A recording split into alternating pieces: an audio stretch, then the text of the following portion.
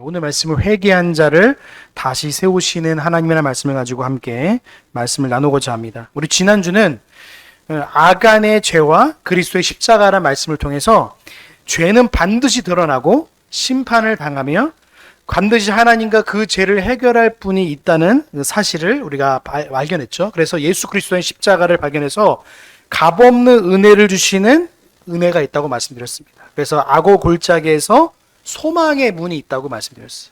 그래서 여러분 우리는 구약을 보면서도 예수 그리스도를 발견하셔야 되고 구약을 보면서도 복음을 발견하셔야 되는 거예요. 그래서 구약에 보면 계속 전쟁과 제약과 또 제약을 저지르고 또 회개하고 돌이키고 또 하나님이 함께 하시고 이런 장면들이 계속 연속해서 나오는 거예요. 그런데 오늘은 과연 회개한 자를 하나님 어떻게 세우신지를 우리가 말씀을 통해 확인하고자 합니다. 우리 1절입니다. 우리 같이 보겠습니다. 시작. 여호와께서 여호수아에게 이르시되 두려워 말라 놀라지 말라 군사를 다 거느리고 일어나 아이로 올라가라. 보라 내가 아이 왕과 그 백성과 그 성읍과 그 땅을 다 내 손에 주. 아멘. 자, 여러분 1절에 보시면 하나님이 여호수아에게 우리 여호수아 1장에 있는 말씀과 똑같이 말합니다. 두려워하지 말고 놀라지 말라. 내가 너와 함께함이라. 이거 뒤에는 생략된 말이에요. 하나님 항상 하시는 말이 뭐냐면 두려워하지 말고 놀라지 말라. 그 뒤에 항상 생략되는 게 뭐냐? 내가 너와 함께함이라. 이 1절에 여호수아의 1장에 있는 말씀이 다시 반복되는 말씀이 뭐냐면 우리와 함께 하신 하나님을 다시 바라보라고 말씀하시는 거예요.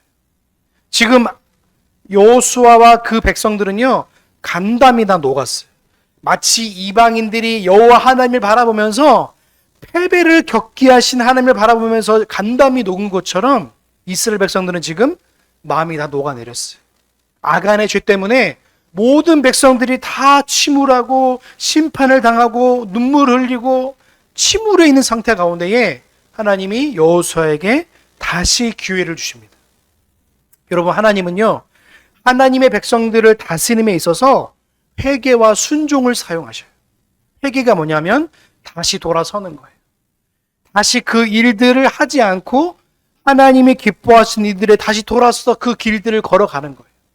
그래서 지금 이스라엘 백성들이 회개를 어떻게 했죠? 이제 아간을 심판하고 그 가족들을 다 심판하고 불사르고 악을 골짜기라 이름을 붙여서 이제는 하나님의 극렬한 진노가 떠났다고 성경에 기록하고 있어요. 그래서 그 성경 본문이 뭐냐면 7장에 있는 7장 26절입니다. 20절 같이 한번 볼까요? 같이 봅니다. 시작. 그 위에 돌무기들을 크게 쌓았더니 오늘날까지 있더라. 여호와께서 그 극렬한 분노를 그치시니 그러므로 그곳 이름을 오늘날까지 악을 골짜기라. 아멘. 여러분 고통의 골짜기가 하나님께서 그 아간의 죄를 심판하시면서 극렬한 분노가 사라졌습니다.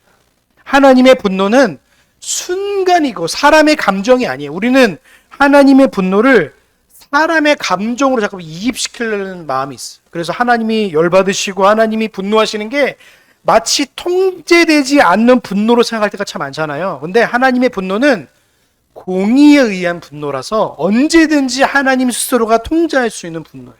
그래서 인간의 분노는 통제가 안 되면 어떻게 됩니까? 그 분노가 자기를 삼킬 때가 있어요. 사람이 분노하고 화가 나면요, 그 분노를 다스리지 못해서 결국엔 자기를 삼켜요. 그래서 그것이 삼키고 나서야 분노가 끝나는데 그 분노의 영향력이 어디까지 미치냐면 심지어는 자기 자녀들에게, 가정에게 또 자기 직장까지 그 화가 미칠 때도 있어요.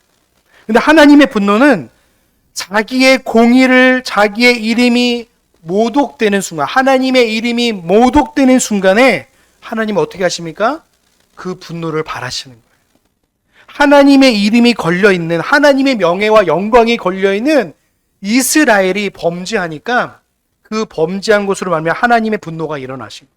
그런데 그 분노가 이 아간의 죄가 심판을 당하고 또 이스라엘 백성들이 그것 가운데 통회하고 자복할 때에 하나님의 그 분노를 그쳤다고 말씀하시는 거예요.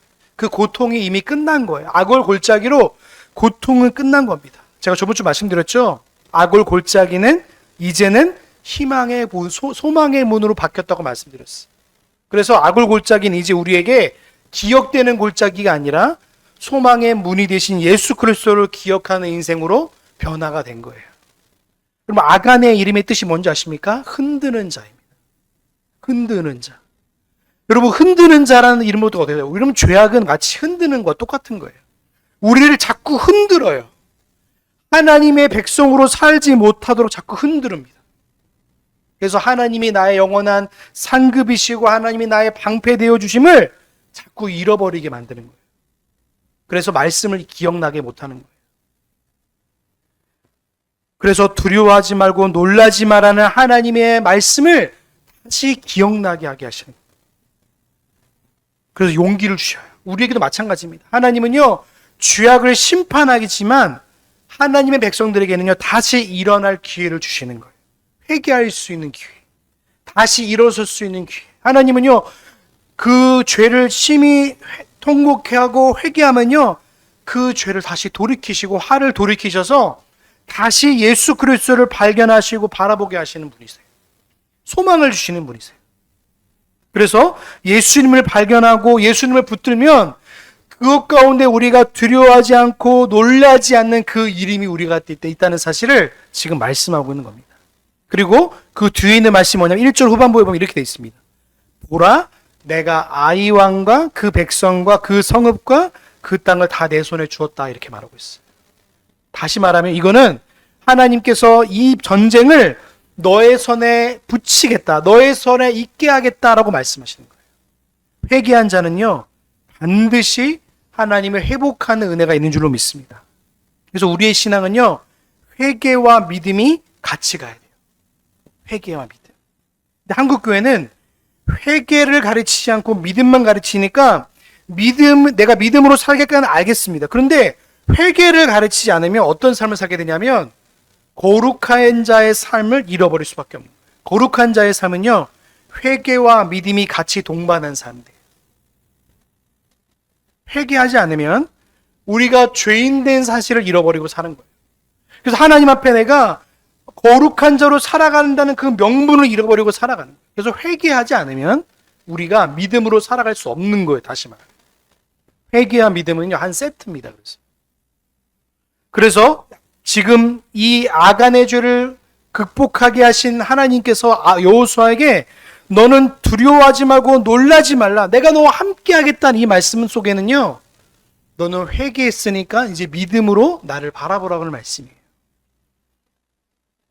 여러분, 예수님 당시에 바다 가운데 파도가 막 치잖아요. 그 당황하는 제자들에게 뭐라고 말씀하셨을까요? 요한복음 6장 20절에 이렇게 말하고 있습니다. 내니 두려워하지 말라. 나니까 두려워하지 말라는 거예요. 여러분, 야이로의 딸이 죽었다는 소식을 듣고 근심하는 야이로에게 예수님은 말씀하세요. 두려워하지 말고 믿기만 하라고 말씀하셨습니다.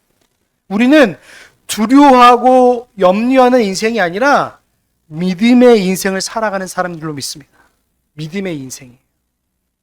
사람들은요, 삶을 살아가면서 자꾸 두려웁니다. 뭐에 두면요? 생존에 대한 두려움을 가지고 살아요.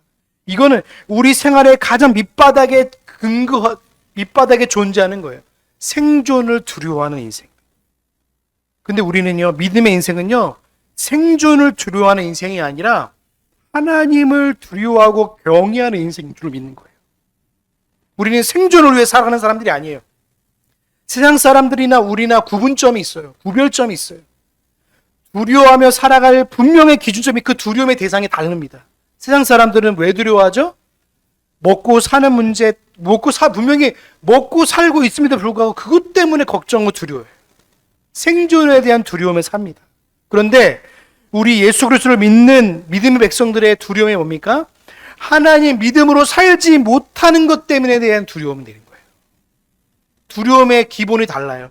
하나님을 두려워하지 않고 하나님이 주신 환경과 상황을 두려워하며 살아가는 인생이 아닌 거예요. 그래서 우리는 기억하십시오. 우리는 두려움의 대상을 분명히 하셔야 됩니다. 하나님을 두려워해야 되지 상황을 두려워하는 인생이 아니라는 거예요.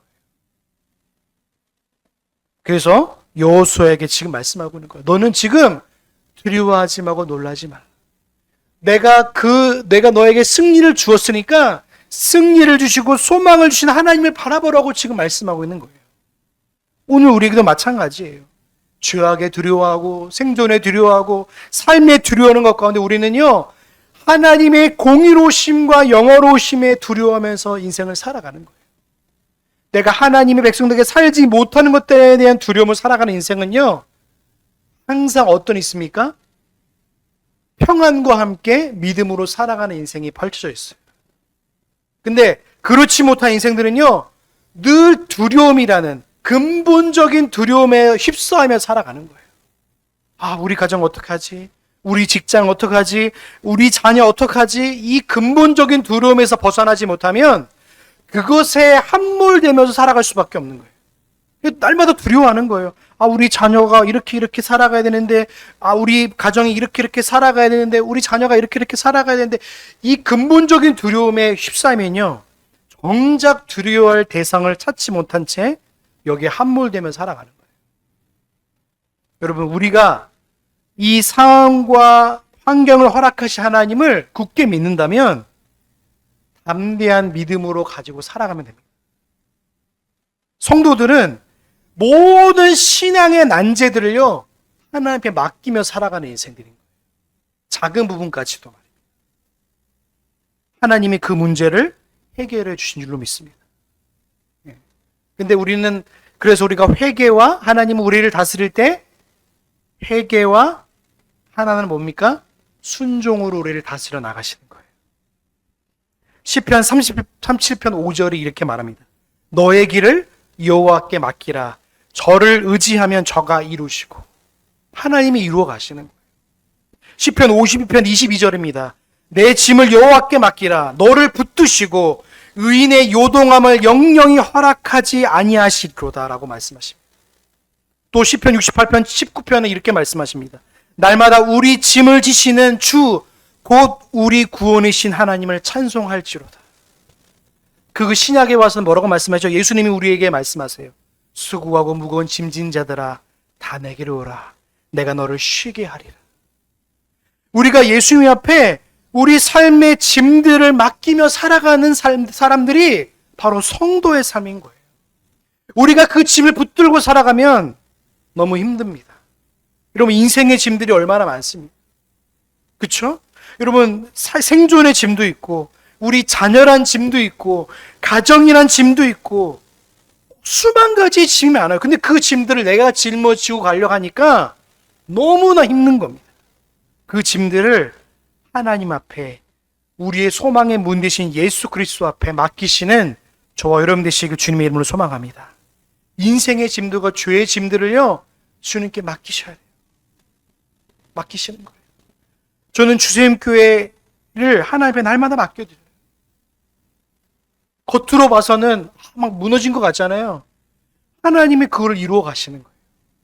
여러분의 가정도 마찬가지고 여러분의 자녀도 마찬가지고 여러분의 직장도 마찬가지. 하나님 앞에 하나씩 맡겨주세요. 그래서 출근하시면 항상 기도하세요. 하나님, 기업을, 우리 가정을, 우리 자녀를, 우리 남편을, 우리 아내를 하나님께 맡겨드립니다. 맡기시는 거예요. 그 짐을 여러분이 떠맡으면요, 그 짐이 너무나 힘들 겁니다. 인생의 짐들을 여호와께 맡기시길 주님의 이름으로 소망합니다. 하나님이 이루어 가실 거예요. 하나님이 만들어 가실 거예요. 그래서 우리의 인생의 짐들을 하나님께 맡겨드리면 그것을 우리가 발로 뛰고 이리 뛰고 저리 뛰고 하는 인생들이 아니라 하나님 앞에 맡겨드릴 인생을 살아가는, 그러면요, 인생이요, 평안과 은혜로 살아갈 수 있어요. 근데 우리는 이러잖아요. 평균 우리가 계산이 들어가면요, 믿음은 계산이 아니에요. 그래서 근데 우리 인생에는요, 자꾸 계산이 들어가요. 아, 우리 월세가 이렇고 우리 직장의 월급이 이렇고 자꾸 계산이 들어가요. 믿음에 계산이 들어가면 답이 없습니다. 여러분, 주세임교회, 우리 가정, 여러분의 가정 계산이 들어가면요, 답이 없습니다. 근데 믿음은 계산기 뜯으러 가는 게 믿음이 아니에요. 믿음은 하나님 말씀에 순종하는 게 믿음의 법칙이에요. 계산기 두드린다고요? 되는 게 아니에요. 두드리면 두드릴수록 마이너스입니다. 두드리면 두드릴수록 절망이 오는 거예요. 왜요? 정확하게 내 기준에서 그걸 판단하고 보니까 답이 없는 겁니다. 근데 하나님은요, 그 앞을 보시는 분이에요. 처음과 마지막이 되시는 분이세요. 그러면 처음과 마지막이 되는 분을 믿으실래요? 아니면 여러분의 머리를 믿으실래요? 저는 저를 믿지 않아요. 여러분도 마찬가지예요. 여러분 스스로를 믿지 마세요. 여러분을 믿지 마시고 살아계신 하나님의 인도하심을 믿으시는 저와 여러분 되시길 주님의 이름으로 소망합니다. 하나님을 믿으시며 살아가는 거예요. 하나님이 나의 상급이심과 하나님이 나의 방패 되심을 믿는 게 가장 믿음의 근본인 하나님을 바라보는 방법이에요. 아브라함에게 첫 약속이 뭔지 아십니까? 내가 너의 상급이야. 내가 너의 지극히 큰 상급이고 내가 너의 방패야. 믿음의 조상이 된 아브라함에게 약속한 약속이 오늘 저와 여러분을 살고 있는 지금 현재도 이루어가는 거예요. 지금도 마찬가지. 하나님을 끝까지 믿으시길 주님의 이름으로 소망합니다. 그걸 지금 오늘 여호수아에게 부탁하시는 거예요. 너의 손에 다 맡겼다? 그럼 어떻게 됩니까? 우리는 맡긴 것에 대한 순종으로 답을 하는 거예요. 하나님 앞에. 여러분 2절을 볼까요? 우리 2절 같이 보겠습니다. 2절입니다. 시작. 너는 여리고와 그 왕에게 행한 것 같이 아이와 그 왕에게 행하되 오직 거기서 탈취한 물건과 가축은 스스로 취하라. 내 성 뒤에 복병할지. 여러분 여리고성과 아이성의 구별점이 있습니다. 뭔지 아십니까? 받쳐짐이에요.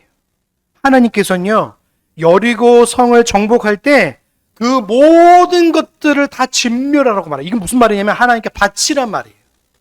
그렇죠? 근데 아이성은 뭐라고 말하고 있어요? 2절에 보시면 취하라고 말하고 있어요. 가나안 땅에 들어가 보면 하나님 밭의 모든 소산들을 처음부터 수확하라고 하지 않으세요. 기다리라고 하세요. 그렇죠? 처음에 수확들을 내버려 두라고 말씀해요. 3년 동안 아무 수확도 거두지 말라고 말하고 있어요. 그리고 4년째 너희 수확물을 거두라고 말씀하세요. 뭔지 아십니까? 하나님께 첫 열매, 첫 수확, 첫 것에 대한 것을 말씀하고 있는 거예요. 그것이 구약 시대의 율법과 의식법에 있는 거예요. 그런데 그것이 오늘날 우리 예수 그리스도로 만에 완성됐다고 제가 말씀드렸죠? 구약의 법들을 지금도 의지하면 어떻게 되는지 아시면 오늘 저와 여러분들 첫 것을 다 드려야 돼요. 여러분의 첫 아들, 첫 것 다 드려야 됩니다. 근데 오늘날 우리가 예수 그리스도가 오셔서 첫 열매 되신 예수 그리스도가 첫 열매가 되었기 때문에 우리는 성도가 우리에게 첫 열매, 우리가 첫 열매인 거예요. 하나님 앞에. 그래서 우리의 삶이 다 하나님의 것으로 대체가 된 거예요. 그래서 우리는 예수 그리스도로 말미암아 첫 열매 되신 주님을 바라보면서 첫 열매의 형태는 사라졌지만 그 의무는 지금도 이어져 오는 거예요. 처음 것, 최선의 것을, 우선의 것을 하나님께 드리는 신앙의 원리는 지금도 이어져 가고 있는 거예요. 여러분, 개혁교회에서 가르치고 있는 성경적 헌금 원리가 이렇습니다. 교회적 필요해와 필요에 따라 구분해 왔어요. 그래서 반드시 이렇게 해야 되는 원리는 없지만 주수영교회는 3가지 원리가 있어요. 뭔지 아십니까? 첫 번째는 하나님의 주권에 대한 고백으로 감사로 예물을 드리는 거예요. 그 첫 번째입니다. 헌금의 첫 번째 원리. 두 번째 뭐냐면 범사에 감사하는 응답으로 드리는 거예요. 억지가 아닙니다. 옛날의 율법에는요, 구약의 율법에는요, 헌금이 굉장히 많았어요. 10의 3조를 드려야 됐습니다.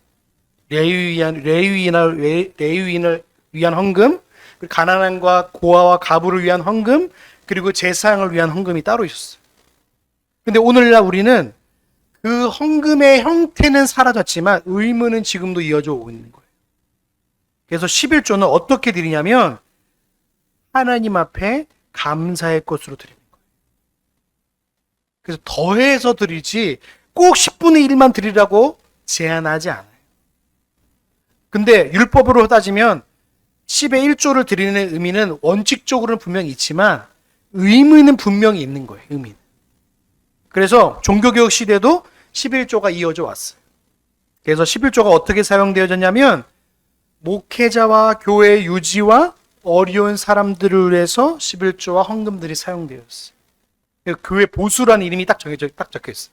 교회의 보수, 유지와 고아와 가부를 위해서, 그리고 목회자 생활을 위해서 이렇게 헌금하라고 아예 이렇게 나와 있더라고요. 여러분, 그래서 우리 주선교회는요, 그래서 무기명 헌금을 드리는 거예요. 이름이 드러나 버리면 자꾸 뭘 주장하려는 마음이 사람 은영 중에 있더라고요. 계속 보니까 나 이만큼 했어. 그러니까 자꾸만 영향력을 발휘하려고 그러는 거예요. 자꾸. 여러분, 헌금은요, 하나님께 드리는 나의 신앙적 고백이에요. 그래서 오늘 여기 여호수아 8장 2절에 보시면 하나님께서 그 백성에 있는 물건들을 다 너희가 취하라는 게 뭐냐, 이제 하나님께 드렸으니 이제는 너의 것을 취하라고 말씀하는 거예요. 여러분, 우리는 세금 내듯이 예물 드리면 안 됩니다. 자발적으로 우리가 의무적인 헌금의 형태로 지금 남아 있는 거예요. 하나님 앞에 감사와 은혜로 예물을 드리는 것이지 억지로 의무적으로 뭔가 강압적으로 율법적으로 예물을 드리는 게 아니에요, 우리는. 그래서 개혁교회는요, 자발적 의무 현금 형태가 아직도 남아있어요. 그런 이해를 가지고 11조도 한국교회 유산으로 지금 내려오고 있는 거예요.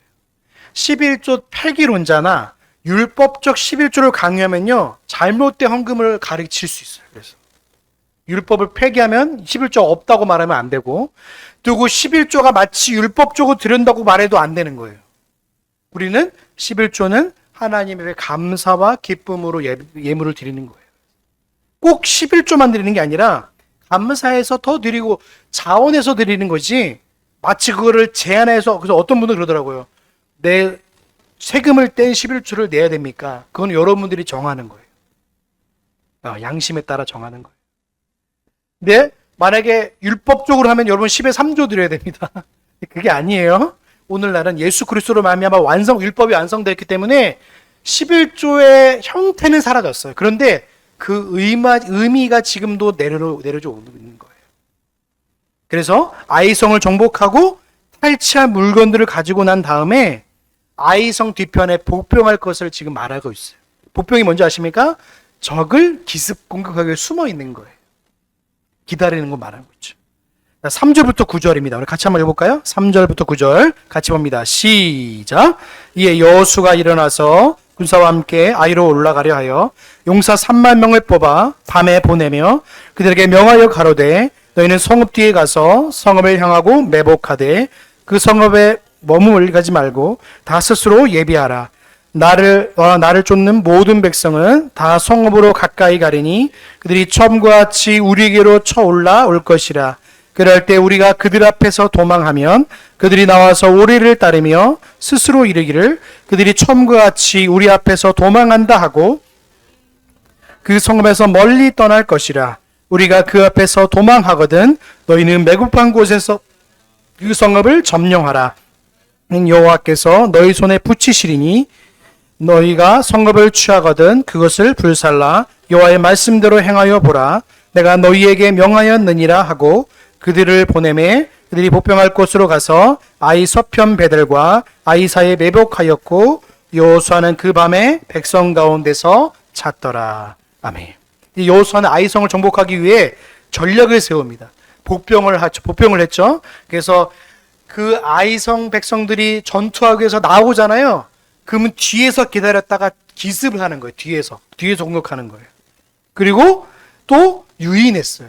그래서 앞에서 적군이 있으면 성 밖에 나올 수 있도록 나 쫓아와봐라 해서 도망가는 거예요. 그래서 아이성 백성들이 쫓아가는 거죠. 근데 신기한 게 뭐냐면 하나님께서 우리 1절의 말씀처럼 8장 1절의 말씀처럼 내 손에 다 붙이겠다 말하잖아요. 하나님이 그 백성들이 우리 성에는 얼마 정도 군사를 남기겠다는 생각이 없이 다 쫓아간 거예요. 한마디로 말해서. 그렇죠? 하나님이 그 생각들을 아예 막 차단하신 거예요. 그러니까 전쟁은 여호와께 속했단 말은요, 하나님이 그 전쟁을 주도하겠다는 말씀이에요. 여러분의 인생도 마찬가지예요. 저는 세상 사람들은 매번 말한 게 뭐냐면 골목 상고 가면 목이 좋은 곳에 가 이렇게 말하잖아요.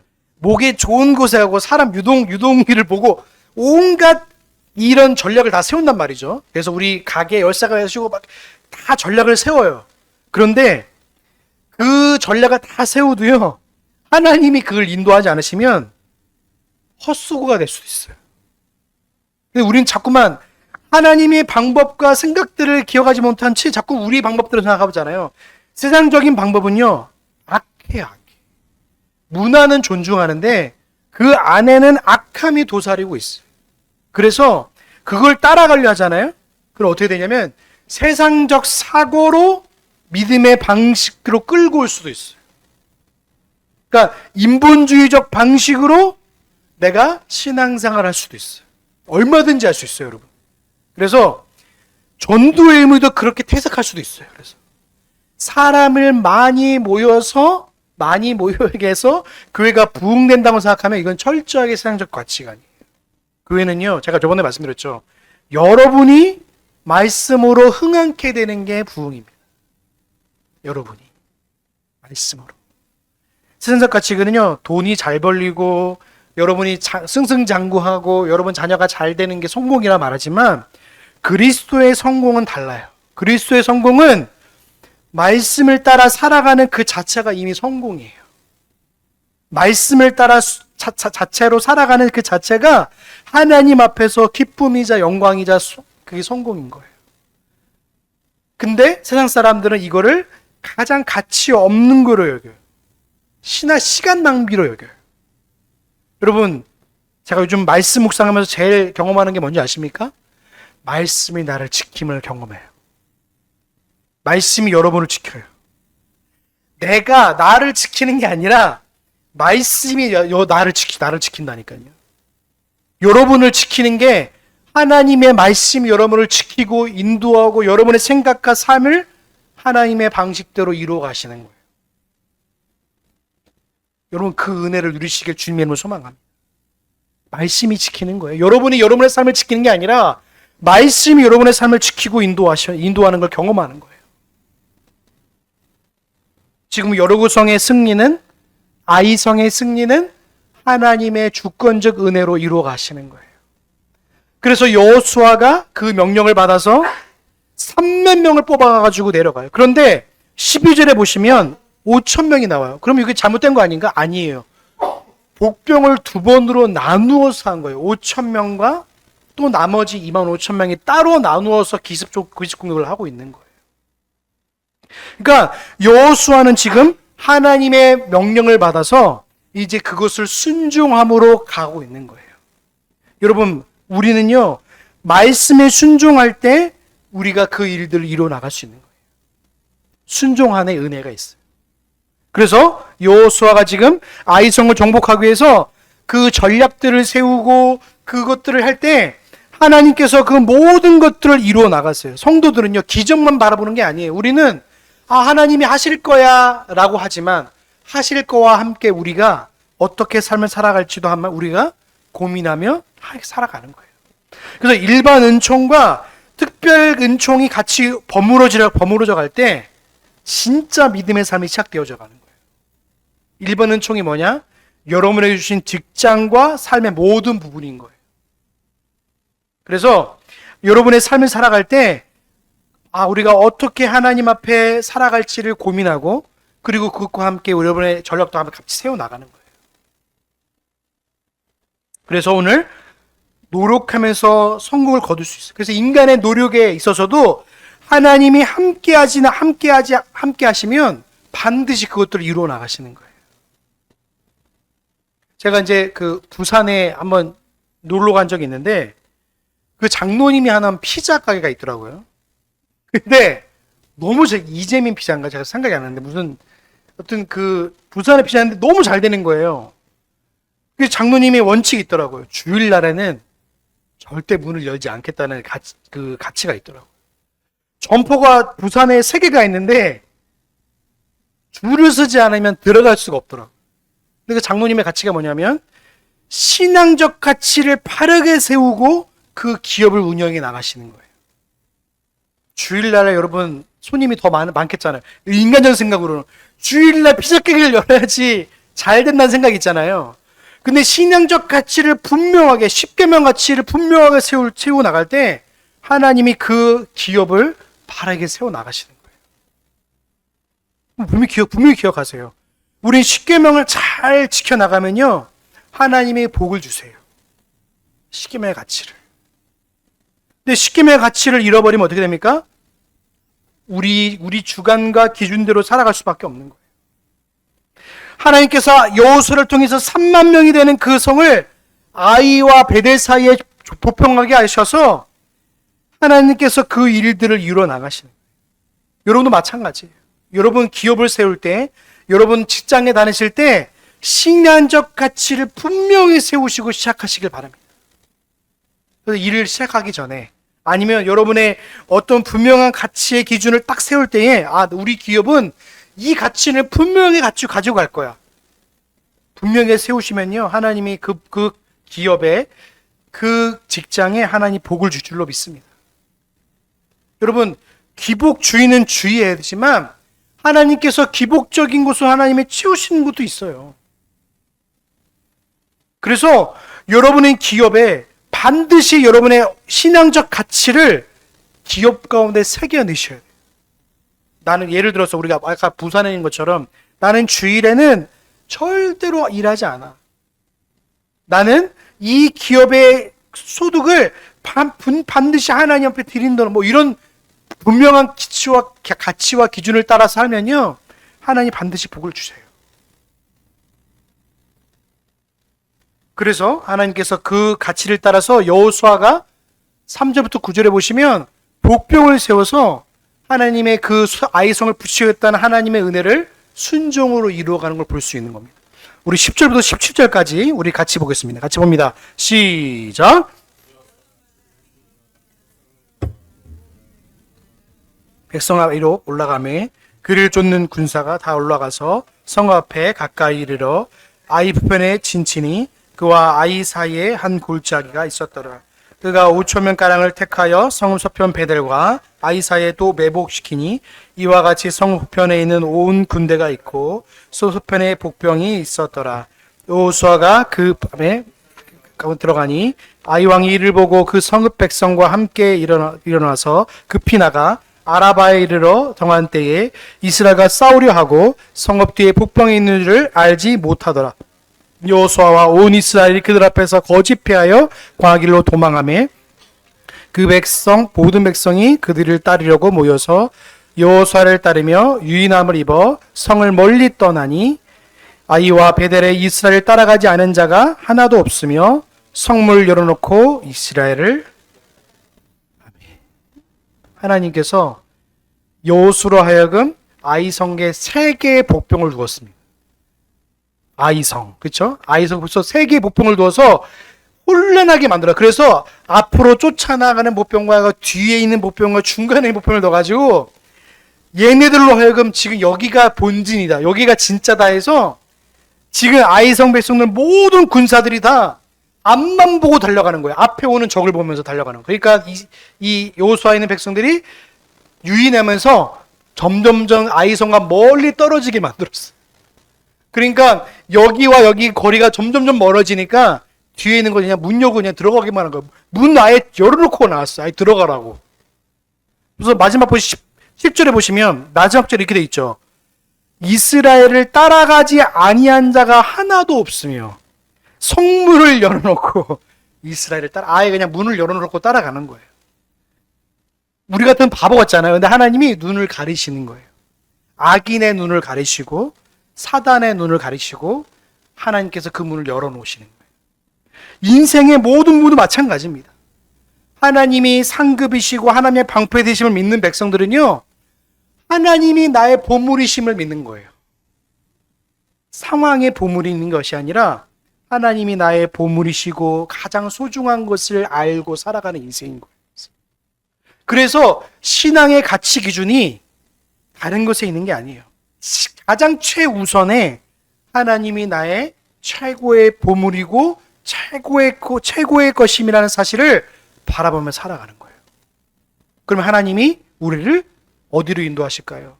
가장 좋은 곳으로 인도해 나가십니다. 여러분, 여호수아는 순종함으로 나아갔어요. 하나님은 이스라엘 백성들을 회개와 순종으로 다스려 나가시는데 연약한 것이 있다면 회개하면 됩니다. 여러분, 자녀와 부모 사이에는요, 세상 말로는 천륜이라고 그러잖아요. 그렇죠? 근데 하나님이 우리와 부모 사이는 끊어질 수 없잖아요. 마찬가지로 하나님 우리를 자녀 삼았기 때문에 하나님 앞에 우리의 죄를 고백하고 회개하면 하나님이 받아주시고 안아주세요. 근데 사단은 자꾸만 하나님이 우리를 받아주지 않을 거라는 자꾸만 잘못된 생각과 인식을 자꾸 심어 놓으시니까 회개하지 않으려는 이런 마음들이 자꾸 있는 우리 안에. 하나님이 죄를 가장 싫어하세요. 그래서 회개하면 그 문제들이 풀려지는, 그래서 하나님께서 아간의 죄를 완전하게 회개하는 자들을 해서 완전히 그 돌무더기에서 아굴골자를 쓸 때 하나님의 극렬한 진노가 떠나가고 하나님의 회복하심을 통해 다시 세워나가시는 거예요. 그리고 어떻게 하십니까? 순종하도록 하시는 거예요. 1절에 있는 말씀. 뭐죠? 두려워하지 말고 놀라지 마. 그 뒤에 제가 뭐가 생각되어 있다고 말씀드렸죠? 내가 너와 함께하리. 두려워하지 말고 염려하지 말라. 내가 너와 함께함이다. 여호수아는 이 말을 들을 때 자기에게 처음 주었던 강하고 담대하라는 말씀이 떠올랐을 거예요. 하나님 앞에 담대하. 하나님을 믿는 백성들은 이 담대함으로 살아가는 거예요. 근데 상황이라는 것과 환경이라는 것이 자꾸 우리를 두렵게 만들잖아요. 자꾸 두려우게 만들어요. 안 될 것 같아. 실패할 것 같고, 어려울 것 같고, 안 될 것 같고, 이 마음들이 자꾸 온통 우리를 둘러싸요. 그래서 여러분, 세상 문화를요, 자꾸 접할 때 두려워하셔야 돼요. 제가 TV 보면서 제일 안타까운 게 뭐냐면, 이혼 프로그램이 너무 많아요. TV를 끄고 싶어져, 나에. 돌싱 프로그램 왜 유행한지 아십니까? 이혼하는 사람들이 결혼한 사람보다 더 많은 거예요. 이 세상 풍조가 돼버렸어요. 그러니까 세상 문화가, 이게 문화가 돼버렸어요. 이혼이 마치 이 문화가 돼버렸어요. 문화가 아닙니다. 이혼은 우리가 마지막에 정말 부득이함으로 선택할 수 있는 것이 이혼이지, 이거는 문화가 해도 되고 연인의 헤어짐 이런 게 아니에요. 우리는. 근데 마치 연인의 헤어짐과 같이 이혼을 말하는 풍조가 지금 벌어지고 있는 거예요. 그래서 여러분, 세상 문화 보시면 트랜스젠더나 이런 게 나오면 이제 거리낌 없죠. 풍자 나온 거 보시면 여러분, 역겨우세요? 아니면 자연스러우세요? 자연스럽죠, 요즘에? 역겨워요. 이런 것들인 거예요. 성이라는, 이 하나님이 주신 성이라는 문화가 혼돈돼 버린 거예요. 이 문화라는 이름으로 위장해가지고. 그러니까 우리는 그 문화에 대해서도 분명히 다시 보셔야 돼요. 하나님이 주신 성은 딱 두 가지예요. 남성과 여성밖에 없어요. 제3의 성은 없습니다. 근데 세상의 문화는 어떻게 말하죠? 세상 풍조가 트렌드야. 세상 풍조를 따라가면 네가 괜찮아 라고 말해요.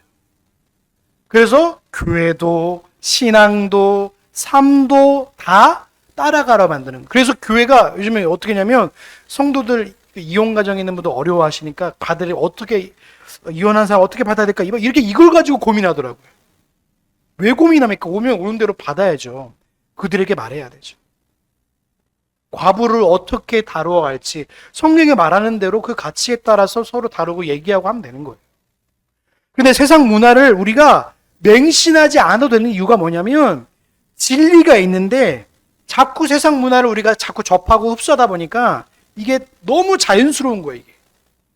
그러니까 말씀의 가치보다도 하나님의 원리라는 이 중요한 원칙과 규칙이 있음에도 불구하고 세상의 원리와 가치 기준이 더 중요한 가치로 우리 안에 은연하게 자리 잡아가는 거예요. 그래서 돈을 많이 버는 것이, 그리고 세상에서 무엇을 가지는 것이 행복이라 여기는 것이라 세상 사람들이 말할 때 우리는 하나님이 우리의 모든 행복이라는 사실을 기억하며 살아가는 거예요.